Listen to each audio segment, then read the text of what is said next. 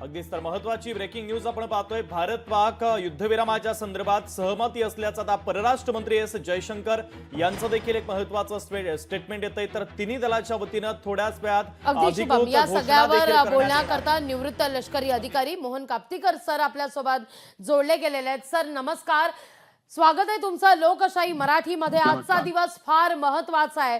आज मात्र cease fire संदर्भात निर्णय होताना दिसतोय दोनही देशांकडून, पण आजची रात्र सुद्धा भारताच्या दृष्टीने तितकीच महत्वाची, कारण आजवरचा पाकिस्तानचा इतिहास राहिलेला आहे.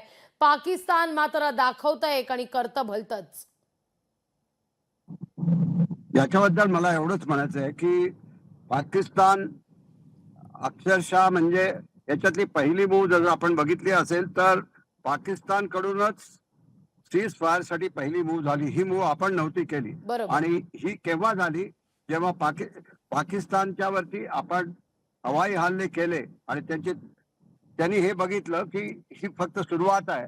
आणि जर आपण त्यांच्या डीप इतके स्ट्राईक केले होते की जो त्यांचे जे जो मेन बेस आहे, जो नूर बेग म्हणून जो बेस आहे त्याच्यावरती आपण हल्ला केला. तो त्यांच्या आर्मी हेडक्वार्टर्स पासून अगदी जवळ आहे, त्यांच्या न्यूक्लिअर फॅसिलिटी पासून जवळ आहे. हॅलो, आणखीन अशा परिस्थितीत पाकिस्तानचे जे आपल्यावरती जे हल्ले झाले ते सगळे आपण न्यूट्रलाइज केले जवळजवळ. आणि अशा परिस्थितीत पाकिस्तानने हे बघितलं की जर हे आणखीन पुढे चाललं तर पाकिस्तानची परिस्थिती फारच खराब होणार आहे, म्हणून त्यांनी ही इनिशिएटिव्ह घेतली. अर्थात त्यांना कुणाचा तरी सपोर्ट पाहिजे होता, त्याच्यामध्ये त्यांना अमेरिकन मध्यस्थीचा सपोर्ट जरूर मिळाला आहे.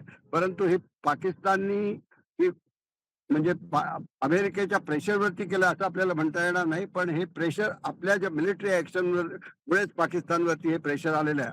अर्थात भारतालाही लॉंग ड्रॉन अशी ऍक्शन नको आहे, कारण त्याचाही आपल्यावरती ही इकॉनॉमिक इफेक्ट आपल्या इकॉनॉमीवरती होईल, त्याचाही आपल्याला विचार करायला हवा. परंतु आपल्याला पाकिस्तानला धडाही शिकवायचा होता, तो आपण चांगल्या पद्धतीने शिकवला असं मला वाटतंय.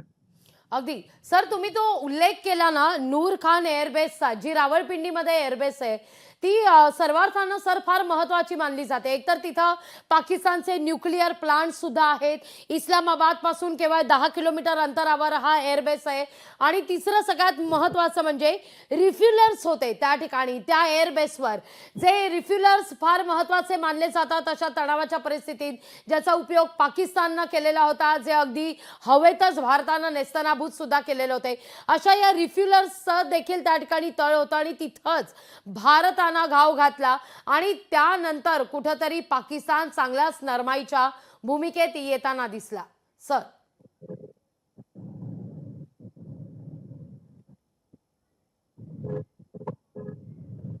सर माझा आवाज पोहोचतोय? हा, पोहोचतोय. नाही, आपला प्रश्न मला समजला नाही, आपण रिपीट करू शका? माझा मुद्दा हा होता की भारतानं ज्या 5 एअरबेसवर पाकिस्तानला टार्गेट केलं, मग ते चकलाला असू दे, मुरीद असू दे, सियालकोट असू दे, पसरूर असू दे, आणि सगळ्यात महत्वाचं म्हणजे रहीम यार एअरबेस, जे नूर खान एअरबेस मानलं जातं रावळपिंडीतलं, हे फार महत्वाचं आहे, सर्वार्थानं महत्वाचं. याकरता इस्लामाबाद तिथून अगदी 10 किलोमीटर अंतरावर आहे. न्यूक्लिअर प्लांट सुद्धा तिथं होता, रिफ्युलर्स तिकडे होते.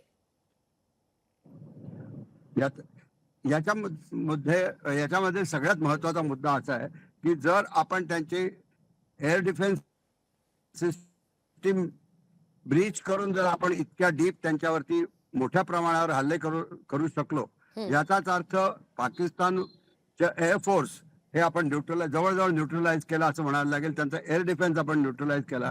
अशा परिस्थितीत आजकालच्या वॉरफेअरमध्ये जेव्हा तुमची मिसाईल्स किंवा तुमचे एअर लॉन्च मिसाईल्स जी असतात, कारण आपल्याकडे जी विमानं आहेत त्यांच्याकडून जी क्षमता आहे की आपल्या हद्दीमध्ये राहून पाकिस्तानवरती. लोकशाही मराठी ऐका, पहा, जागरूक रहा.